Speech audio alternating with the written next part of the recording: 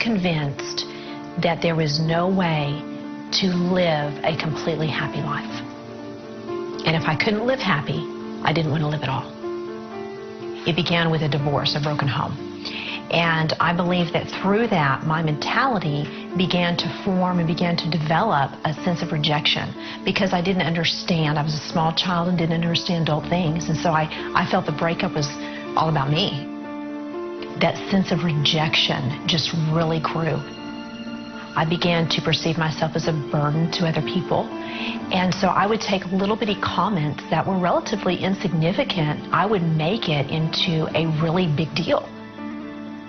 Those little seeds in my life, I began meditating on over and over. And as I grew, the rejection began to grow.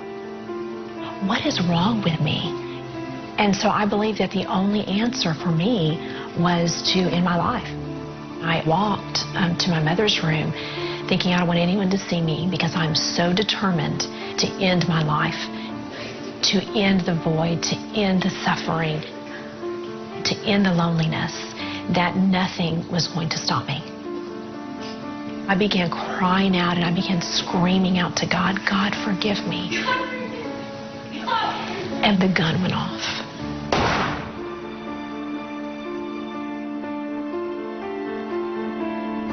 My lungs began to fill up with blood. My ears, I began to become deaf, very slowly, faintly become deaf. My eyes became blind. My eyes were open and I became blinded, and I knew that death was gripping my soul. And then all of a sudden, I felt myself, my soul, leave my body, and I instantly began falling and falling. And at that moment, I knew I was no longer in control of my destiny. And I ended up in a place that was complete torment. And my body was burning. I no longer was lonely. I was no longer depressed. I became depression. I became loneliness. I became a tormented being of fear.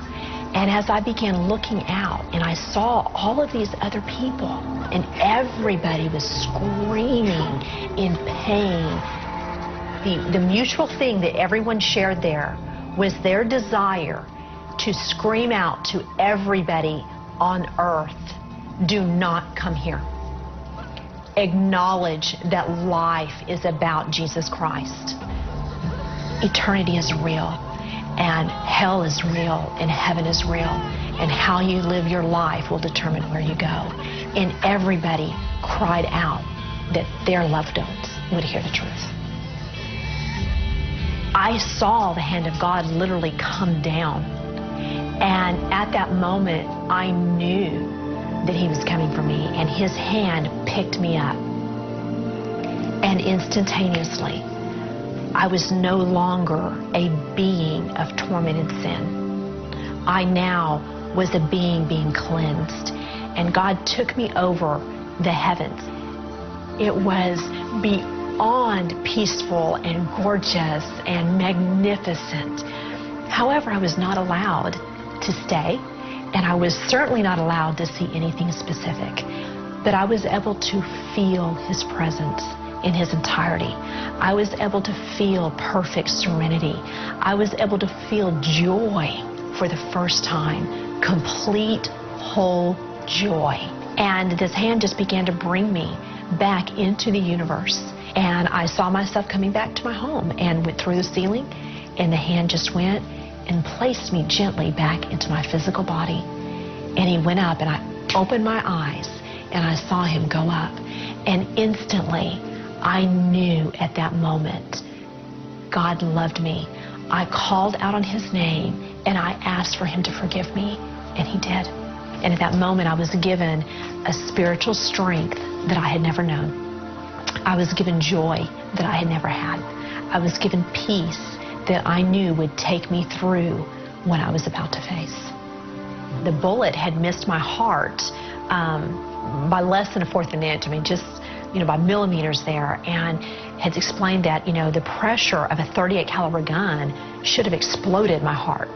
And they didn't understand that there was nothing wrong with me. They broke a few of my ribs, and that was all. When you leave this earth, you are going to do one or two things. Either you are going to be transformed into a being of sin and torment, or you are going to be transformed into a being of light and love and joy.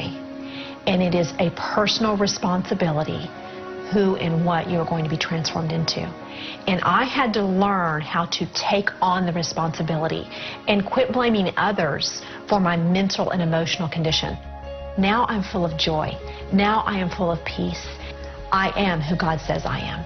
I am loved. I am adopted into the kingdom of Christ. God sees me that I am His child, and all that He has is mine. I just have to be able to receive it. And I have to be able to recognize and replace my junk with His greatness.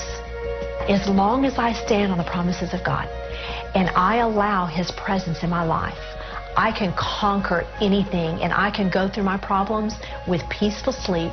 I can go with them with joy and strength beyond all comprehension. And I can come out on the other side full of hope and of victory in Christ.